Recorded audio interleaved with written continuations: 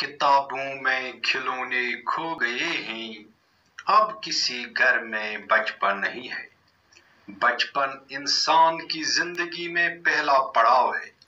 عمر کے اس حصے میں ایک الگ جہاں آباد ہوتا ہے جس میں صرف اس کو خوشیوں بھرا گھر، محبت کرنے والے ماں باپ، حسین کھلنڈرے دوست، بے فکر ماحول، کھلا آسمان اور دھرتی سبز دھوپ چاہیے، جس میں صرف کھیل تماشوں سے دل بہلتا ہے۔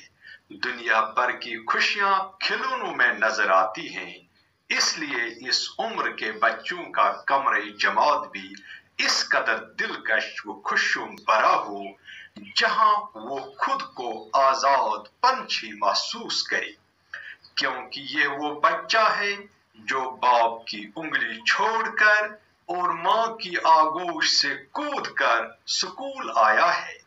یہ وہ ننھا انسان ہے جو کھلونوں سے کھیل کر، مٹی کی گڑیا بنا کر، بارش کے پانی میں ناؤ چلا کر کلاس روم میں داخل ہوا ہے۔ اس لیے کلاس روم کا ماحول بھی اس کے مزاج و عادات کے موافق ہو۔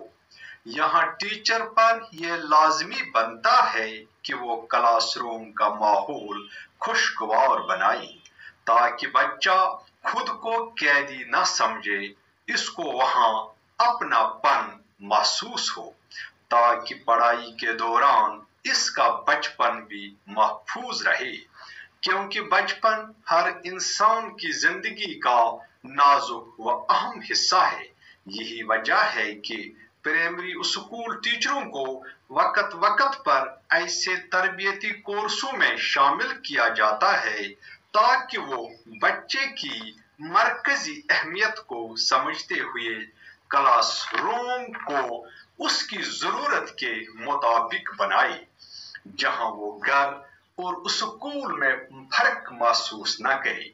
انہی تربیتی کورسوں میں نہایت ہی اہم تربیتی course the role of puppetry in education ہے۔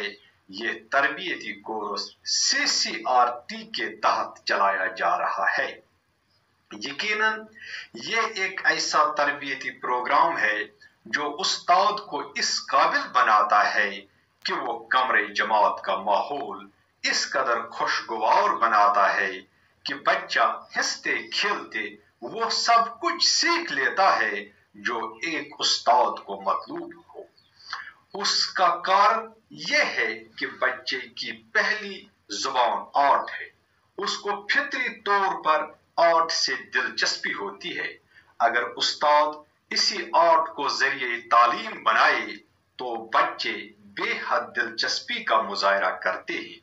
کٹ پتلی کلا ایک ایسی کلا ہے جس کے مادھیم سے استاد بچے کو سبق کا مفہوم دماغ پر بنا زور لگائے سکھاتا ہے، کیونکہ وہ سبق کے مفہوم کو کٹ پتلی کرداروں کے ذریعے بچے کے سامنے رکھتا ہے۔ بچے ہنستے کھیلتے طریقے سے سبق بھی سمجھ پاتے ہیں۔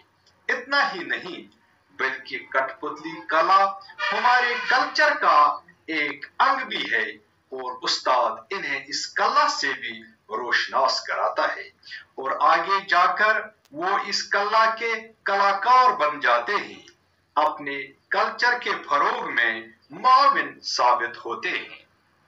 کٹ پتلی کلا کے کئی اقسام ہیں جن میں فنگر پپیٹ یعنی انگلی سے چلانے والے کٹ پتلی، یہ کٹ پتلی کلا کی وہ قسم ہے جس میں انگلی کا استعمال زیادہ ہوتا ہے۔ اس کے بنانے میں ڈرائنگ شیٹ، گم یا فیویکول کا استعمال ہوتا ہے، اور دوسری قسم ہے اس کی سٹک پپیٹ۔ اس طرح کے پپیٹ بنانے میں ڈرائنگ شیٹ، گم، فیویکول اور لکڑی کی چھوٹی چھوٹی اسٹکوں کا استعمال کیا جاتا ہے۔ تیسری قسم ہے گلو پپیٹ۔ یہ پپیٹ کی وہ قسم ہے جس میں موزے، کپڑے، فیویکول اور کاٹن کا استعمال کیا جاتا ہے۔ ہینڈ پپیٹ، اس میں صرف کاغذ کا ہی استعمال ہوتا ہے۔ اس طرح اور بھی کئی اقسام ہیں غرض پاپٹ بنانے میں، اور قسم ایسے ہیں جنہیں ہم شیڈو پاپٹ، تھریڈ پاپٹ وغیرہ وغیرہ کے نام سے جانے جاتے ہیں۔ جو میٹیریل استعمال میں لایا جاتا ہے وہ نہایت ہی سستا ہے، جو کہ ہر ایک ٹیچر آسانی سے خرید سکتا ہے۔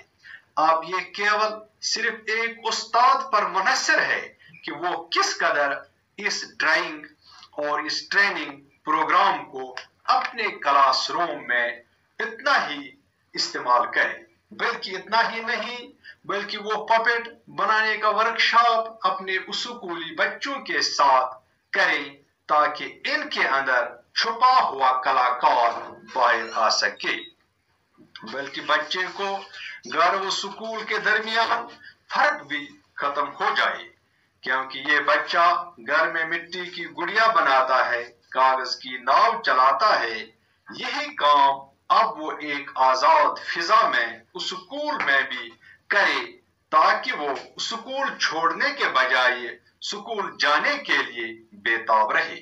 یہ کام ایک استاد کٹ پتلی کا استعمال کر کے کر سکتا ہے۔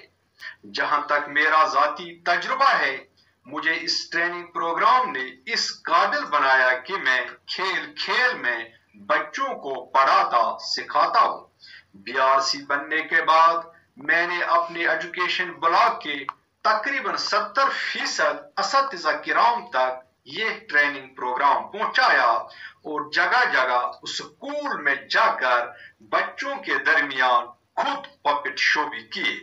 یہ سلسلہ 2015 سے لے کر آج تک جاری و ساری ہے، جس کے نتائج سود مند ثابت ہوئے۔ اس لیے میں CCRT کا نہایت ہی شکر گزار ہوں۔ یوں تو پتھر کی بھی تقدیر سنور سکتی ہے، یوں تو پتھر کی بھی تقدیر سنور سکتی ہے، شرط یہ ہے کہ سلیقے سے تراشا جائے۔